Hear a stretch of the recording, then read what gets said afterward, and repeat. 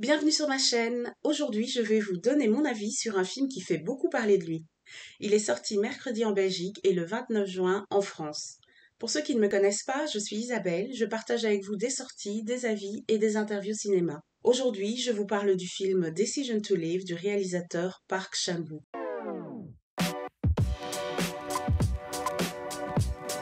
Pour tout vous avouer, c'est le premier film que je vois de ce réalisateur. Il a réalisé Old Boy, Mademoiselle, Stalker, Lady Vengeance. Ce sont tous des films qui ont eu énormément de succès. Park Chan-wook fait partie de ce qu'on appelle la nouvelle vague du cinéma coréen, et les films sont souvent en lien avec la situation sociopolitique de la Corée du Sud. Park Chan-wook a la particularité de réaliser des films très sombres avec des personnages torturés et où la thématique de la vengeance est récurrente. Pour ce film, Decision to Live, il est scénariste, producteur et réalisateur. Pour rappel, le film a reçu le prix de la mise en scène au dernier festival de Cannes. De quoi parle le film? Le détective Hae-jun enquête sur la mort d'un homme riche tombé d'une montagne. Est-ce un suicide ou un meurtre? La veuve de cet homme riche, Soo-rae, d'origine chinoise, est directement soupçonnée. Mais peu à peu, un lien se tisse entre l'inspecteur et la veuve.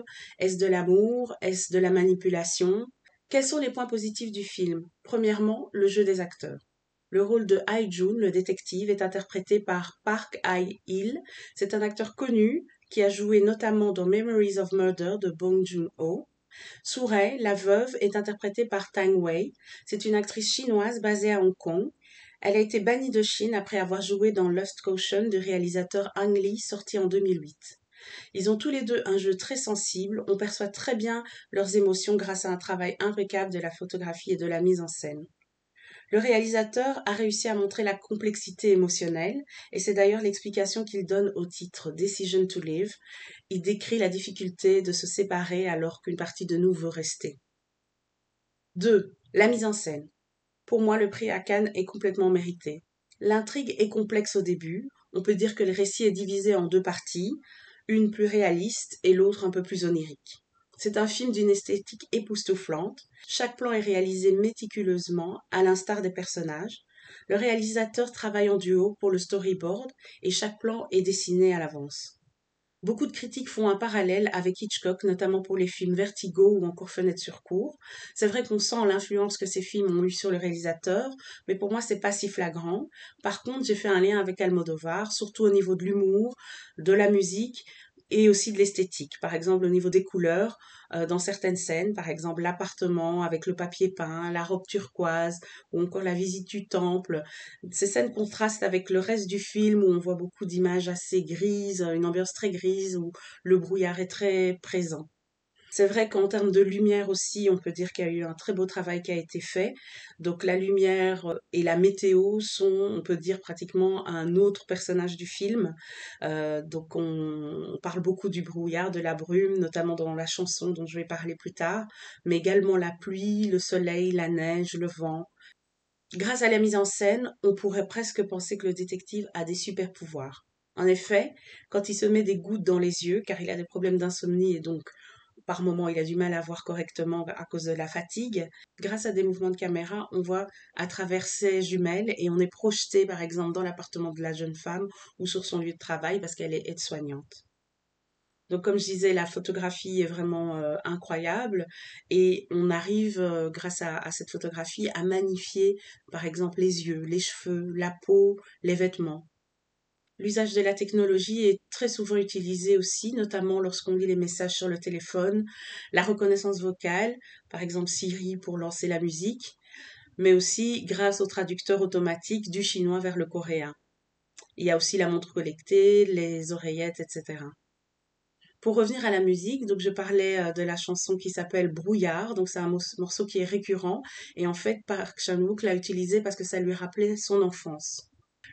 Park Chan-wook a vraiment voulu montrer une histoire d'amour avant tout. Donc, en ce qui concerne les deux protagonistes, on peut dire que le détective est un homme intègre qui fait son travail le mieux qu'il peut. Il a un sens des valeurs, comme la loyauté envers sa femme. Il est gentil, élégant, mais il est également hanté par tous les meurtres non élucidés et c'est ça qui l'empêche de dormir. Après sa rencontre avec Soo-rae, il a l'impression d'être un homme brisé. Alors, Soureille est très douce dans la première partie du film. C'est une aide-soignante très douée avec les personnes âgées. Et dans la deuxième partie, on découvre une autre facette. Certaines scènes sont poétiques, notamment lorsqu'elle tire les objets de la poche du détective, qu'elle met du baume à lèvres, qu'elle l'aide à s'endormir, qu'il augmente l'intensité de la lumière, qu'elle la diminue. On pourrait dire qu'il s'agit d'un polar, mais l'envie de Park Chan-wook, comme je disais tout à l'heure, était surtout de raconter une histoire d'amour. Et c'est vraiment réussi parce qu'ils forment un très beau couple. On peut dire que c'est un film aussi très romantique et rempli de poésie, surtout en ce qui concerne la scène finale, que je ne vous raconte pas pour ne pas spoiler. Comme je disais, le thème de la vengeance est souvent récurrent, mais il traite également la question des violences conjugales. Ici, sentiments et pouvoir sont souvent mêlés.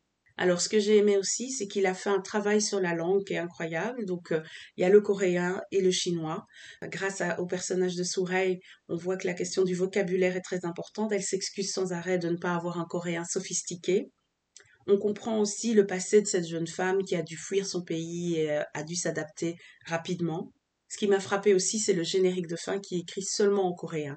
Donc ils n'ont pas cherché à faire un générique ni en anglais ni dans une autre langue pour s'adapter. C'est là qu'on sent qu'ils ont une identité très forte et qu'ils arrivent à imposer leur culture. Et en plus de ça, ça marche puisque ça plaît. Les gens vont au cinéma, ils reçoivent des prix. Donc ça, c'est vraiment un élément pour moi qui est assez intéressant à analyser ou en tout cas à émettre.